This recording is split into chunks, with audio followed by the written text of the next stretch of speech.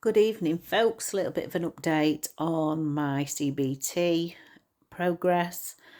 We've had, last time I spoke to you, or last time I did a video anyway, I just completed session 5 of the CBT, and it was a pretty harrowing session, as you may recall from the video, and I was quite upset, and it took me a while, shall we say, to recover from that session.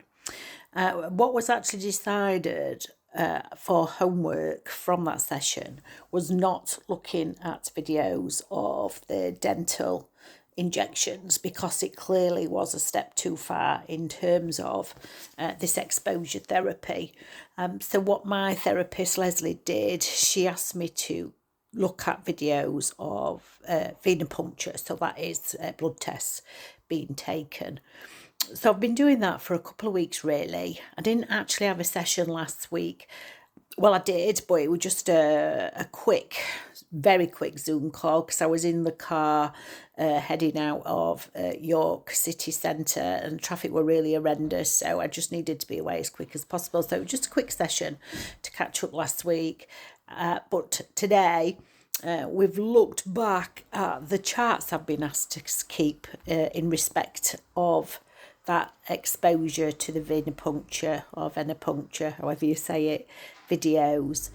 And there's been some remarkable changes. So part of the process, part of the record keeping, was to start with recording in terms of percentages how anxious I felt before I knew that I was going to be looking at videos. And I was probably at about 80% with stress levels or anxiety levels. And every minute I had to document what my stress level was in terms of percentages. And initially it kind of remained at 80% throughout the whole exposure. But over the period of the last 2 weeks, it's come down. Like, I can't tell you how much the anxiety levels come down, just actually being able to physically look at a needle being pushed into somebody's skin and watch the bloods being taken. So I did it for the last time this morning, and at the start of the activity I documented it as just feeling 10% anxious, with it coming down to 0% kind of within 2 or 3 minutes. But as I said to Leslie today, even though I've documented it as being stressed and anxious, I wasn't really. I think what I can say definitively now is it's not pleasant to look at, but I can do it. And the only time really I feel like my anxiety goes up a little bit is when they appear to be moving the needle. So like when they're changing over bottles, or I can't explain it. It just, sometimes it looks like the needle moves, and that makes me feel really queasy, because it's happened to me a few times, to the point where I've actually had to say to the person taking the bloods, you need to take this out, because I can't cope with it any longer.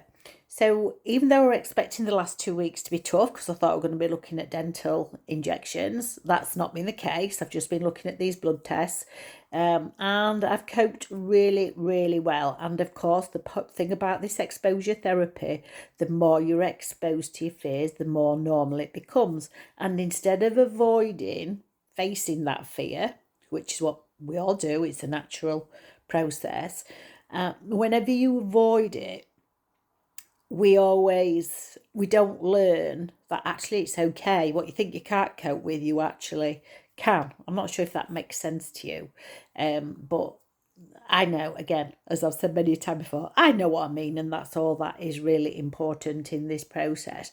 So yeah, all good. This week I've been asked to look at cannulas being put in, because that is another thing that, I've had to have done several times, particularly because I have sedation at the dentist. and the last 3 times I've been, the cannulation has failed because the person who's been attempting to put it in has not been very experienced, and that has set me back a long way in terms of having cannula put in. So that's what I'm going to be doing for the next couple of weeks, because the therapist is on holiday next week, so this is going to be a 2-week process. And I know it's not going to be quite as bad as I was expected it to be after my last meeting with the therapist. So once again, thank you for listening. I hope you find it useful, and I really feel this week that I'm making some progress with this exposure therapy. So I'm going to keep going, and hopefully I will be able to face my fear.